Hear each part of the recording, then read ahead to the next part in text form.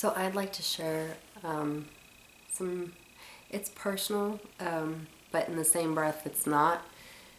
It's something that belongs to everybody, because this is not something that is a unique experience to me. There's really nothing unique about me, and I like it that way. I don't want to feel alone, and the reason why I am putting this out there is because there are people who feel like no one can relate to them, and I have felt like that before, and I was fortunate to be able to come across people who said some really magical words to me. Those words were, "I can relate," and it made me feel like I wasn't alone. It made me feel like somebody actually understood how I was feeling and why I was feeling what I was feeling, and just really validated how I was feeling. So what I want to talk about is is when I had to give up the fight of my life. And I kind of refer to it as when I lost my life. And that was the beginning of this year, January of 2014. So at the very beginning of the year. And it occurred after I had many very stressful situations, one of which was the downward spiral of a job that I had. I was in a position where I was working my butt off. I couldn't have worked any harder than I was. I was working much harder than I was being paid for. And instead of feeling appreciated, and definitely instead of being told I was appreciated, I was being told that I was doing this wrong, or I wasn't doing this, or I don't know, you can pretty much fill in the blank.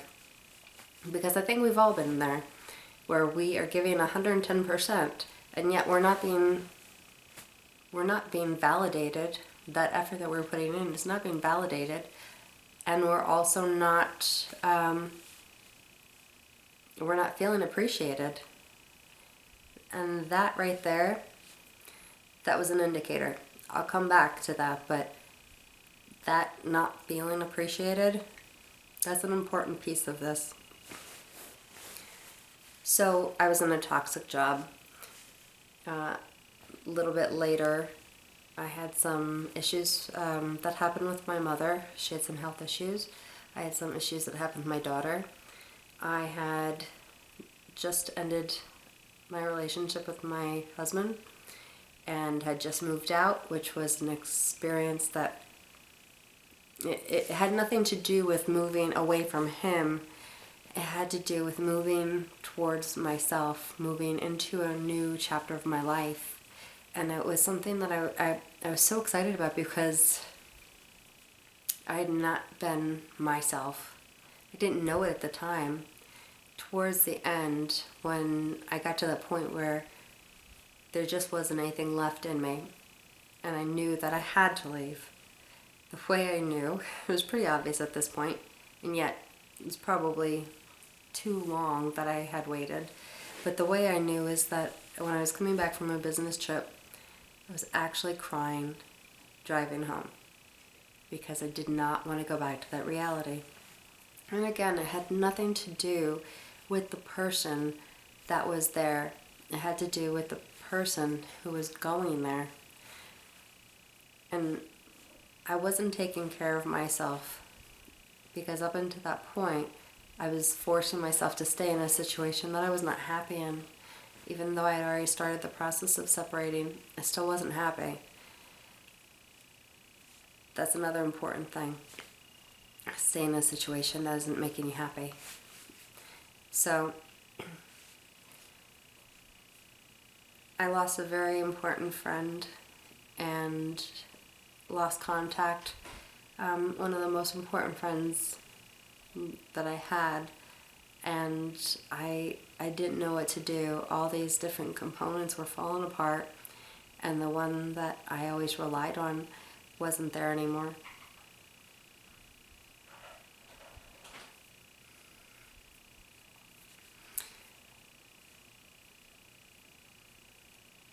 then came the holidays. I wasn't supported by my family as far as leaving my husband. They were very concerned about how it was going to affect the family unit. They were very concerned about how it was going to affect my nieces and nephews, and what the holidays were going to be like. In the grand scheme of things, obviously I don't think that was important enough to say that I should stay with my husband. That's not something that you should ever tell somebody. Absolutely never tell somebody that they should stay in a situation that they're not happy in for somebody else's benefit. It should never be done.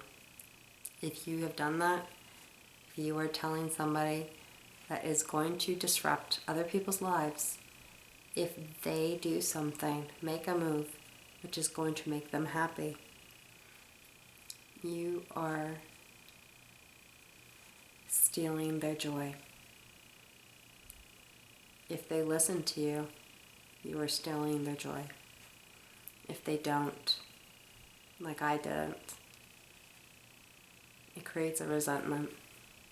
I had a lot of people resentful towards me.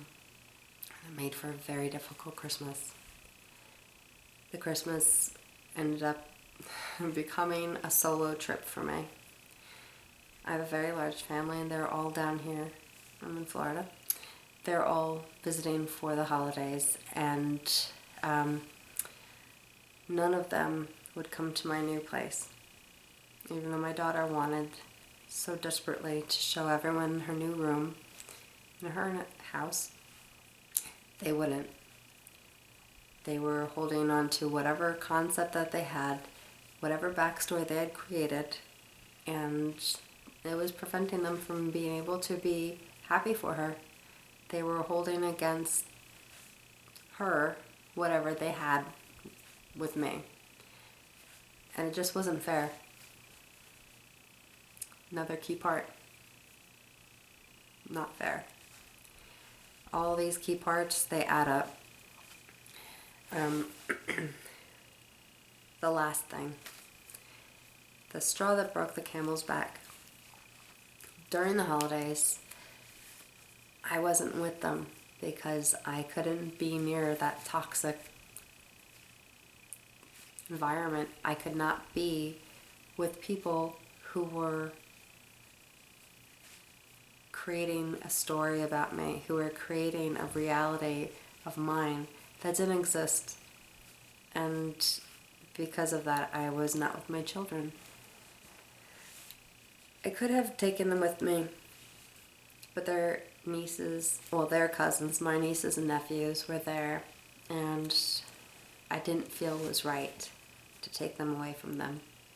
I wanted them to be happy. It was Christmas, so I went away. I couldn't stay. At least I had to do that much, was to take care of myself.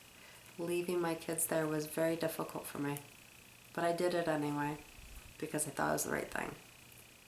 Didn't want to. Another key point. But I did it anyway. So, the big event.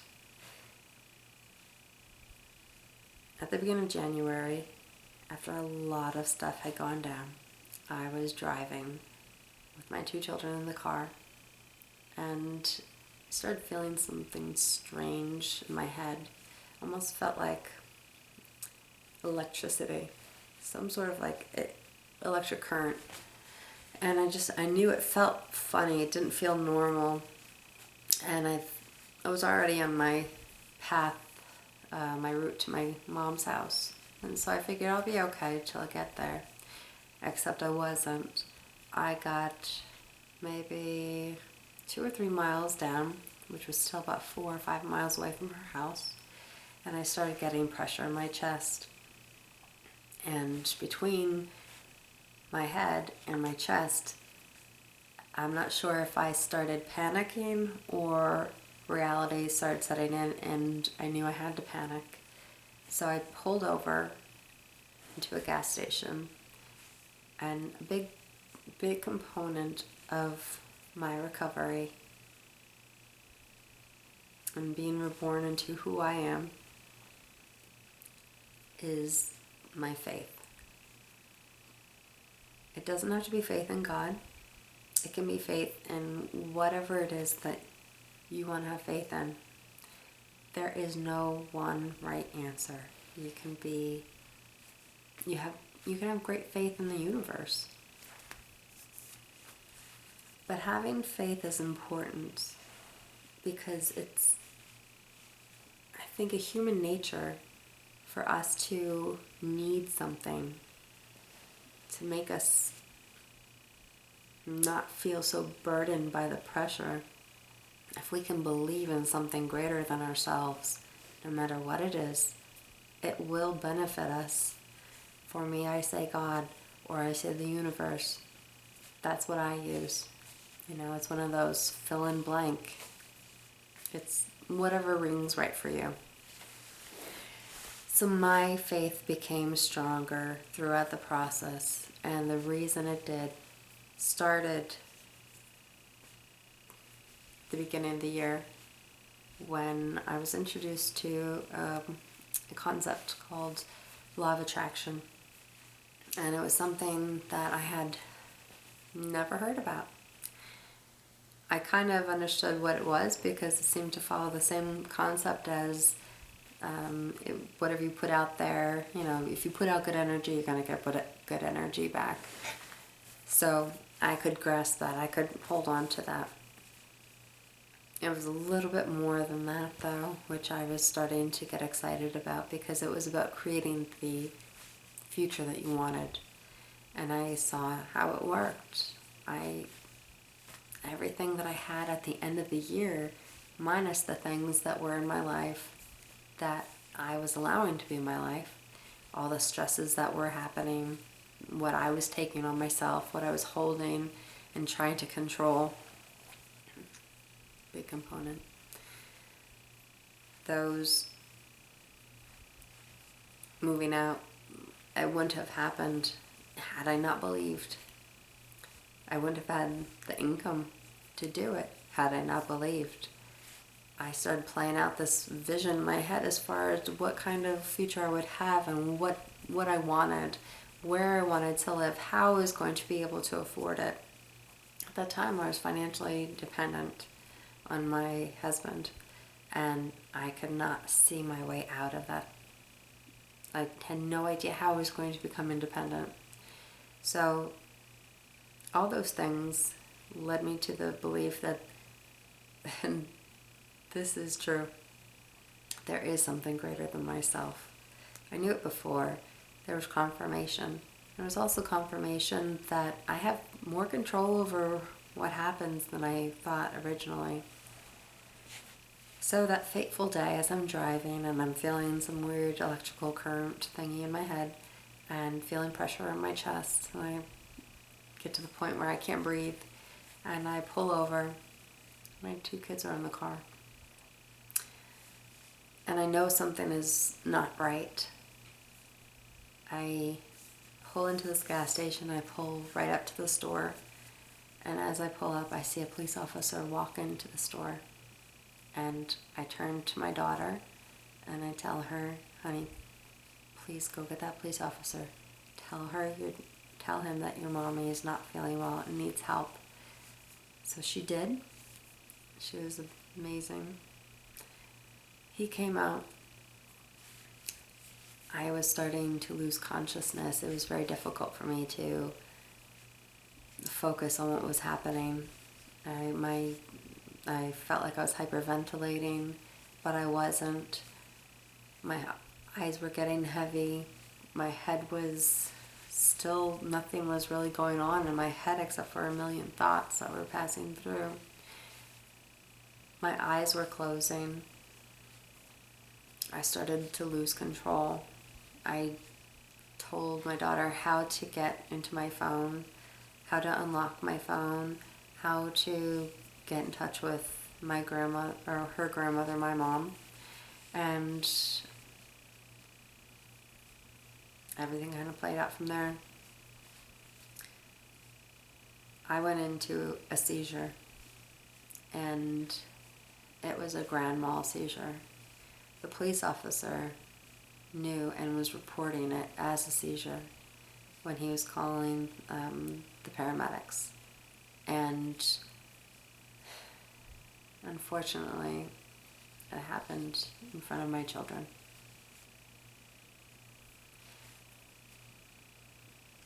And also, unfortunately, I could hear everything. I was completely aware of everything going on around me, but I had no control whatsoever over what was happening to my body. I couldn't stop myself from shaking. I couldn't move my arms. Once the seizure passed, it was like everything went dead weight. I couldn't open my eyes, but I could hear what was going on. I was completely aware. I couldn't move my arms or legs, but I could feel things. Once the paramedics got there, which did take a little bit of time, luckily my father had gotten there. My mom got on the phone and was trying to be helpful. My dad got there trying to be helpful. There was a lot of stress, and so they communicated that to the paramedics. They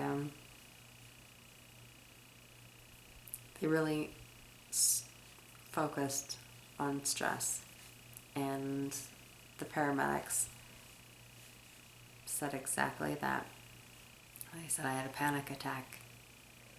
I said, I've had panic attacks. I've had panic attacks. This is nothing like a panic attack. So, I'm still having pressure in my chest, and I was taken to the hospital. They checked me out. They said everything looks good. They did MRI. Everything looks good. My chest was I still had that pressure, so they wanted to keep me overnight just to make sure that everything was okay, which I was happy about because I knew I didn't have a panic attack. So everything checked out. Every single test. Nothing showed anything. There was no signs of a seizure. There was no signs of any heart issues. And so the next morning I was faced with this reality. But somehow I had a panic attack. A panic attack that I've never experienced before. I still had the pressure on my chest. And it wasn't getting better. Just knowing that